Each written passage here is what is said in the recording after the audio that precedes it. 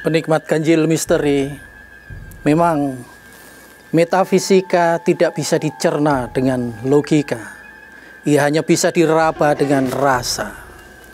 Maka mari kita ngudar rasa, mengudar seluruh rasa, berbicara lewat rasa lan pangrasa, rasa lan pangrasa.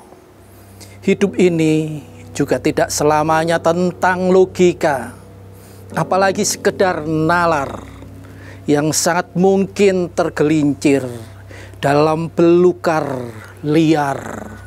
Hidup ini hakikatnya adalah keganjilan yang ronce rinonce, rangkai merangkai dalam tabir misteri. Maka selamat datang di semesta misteri. Hari ini izinkan saya menguntai catatan sebuah cerita sambil kita duduk santai ditemani anasir-anasir gaib di sekitar kita. Mari sejenak kita sapa sedulur papat kalimo pancer kita, sedulur hakikat kita, untuk ikut menjaga agar terhindar dari segala mala dan bahaya. Bismillahirrahmanirrahim. Nini among, kaki among, kakang kawah adi ari-ari, sedulur papat kalimo pancer, rewangono anggonku ngayahi jejibahan iki. Penikmat ganjil, saat ini Sabtu Kliwon, kita akan ngudoroso tentang suasana semesta yang kurang miroso, kurang mirasa, karena ada pertarungan panas, pertarungan politik dalam suasana pilkada. Hari-hari ini kita sedang merasakan di jagat gede sedang terjadi sesuatu yang membuat kita tidak nyaman, karena terjadi adu sungu alias perang peluang untuk menjadi para pangarsa. Di Jakarta calon-calon gubernur mulai menunjukkan pengaruhnya. Menarik untuk dicermati peta perpolitikan calon-calon gubernur Jakarta. Tapi kita tidak akan rasan-rasan tentang mereka. Saya akan mengajak penikmat ganjil misteri untuk melihat di balik tokoh-tokoh yang muncul, wayang-wayang yang akan berperang. Saya akan menguntai catatan kembali tentang Bharatayuddha, perang saudara merebutkan tahta panas negeri Astinapura. Inilah perang adu ilmu, sangat dahsyat karena semua rela bertaruh nyawa.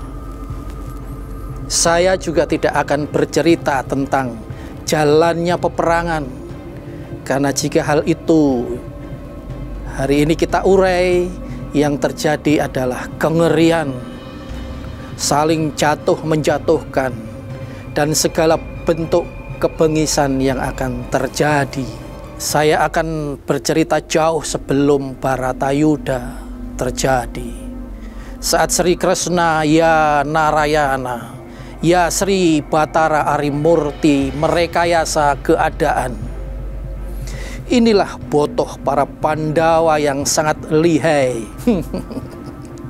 Lihai atau licik silahkan dimaknai sesuai sudut pandang masing-masing. Jadi begitulah sebelum perang terjadi, Sri Krishna sudah mengintip jalannya pertempuran yang tercatat di kitab Citabsara yang digubah para dewa. Dengan begitu ia mengetahui dengan sangat presisi siapa saja yang akan binasa dalam perang tanding di Tegal Kurusetra.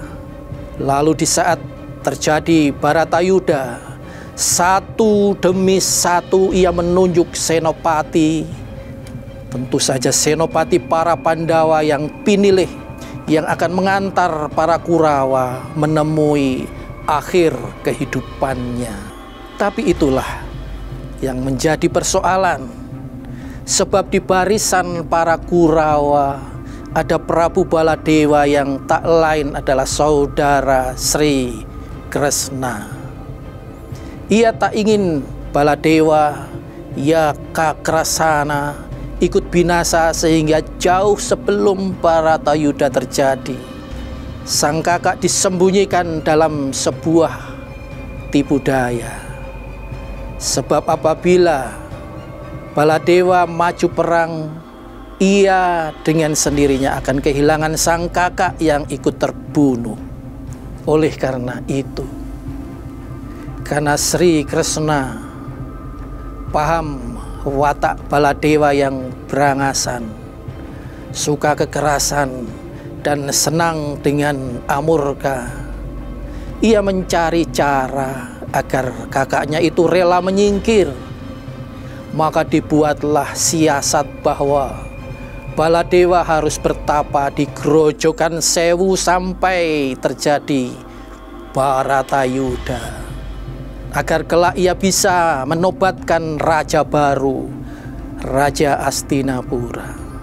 Jadi begitulah Baladewa bertapa, bersemedi dalam sunyi hingga saat renta, tanpa pernah mendengar dan mengalami perang suci Bharatayuddha.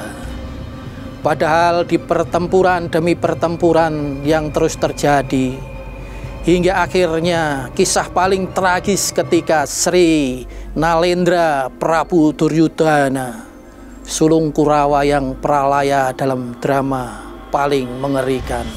Tapi tunggu dulu, sesungguhnya tidak hanya Prabu Baladewa yang disiasati oleh Kresna untuk tidak ikut Bharatayuddha. Sebab ada 2 putra Pandawa yang ikut diperdaya supaya menyingkir secara halus tanpa mengetahui jalannya Bharatayuddha.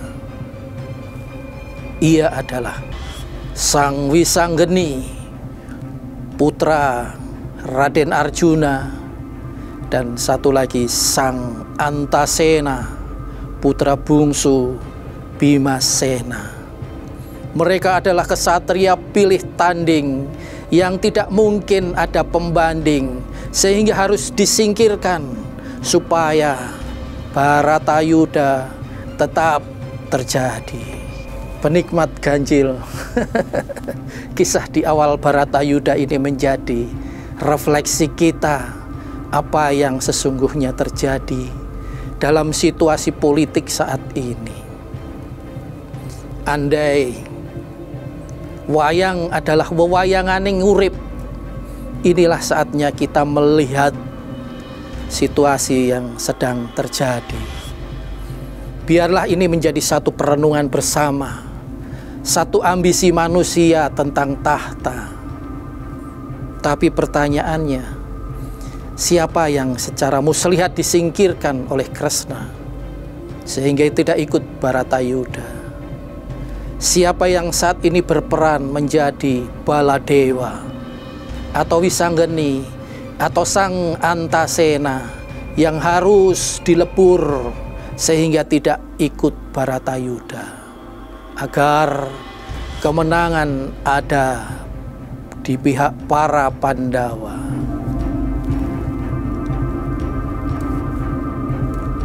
Dengan hangatnya malam, saya tim Ganjil Misteri pamit undur diri meninggalkan jejak catatan renungan hari ini.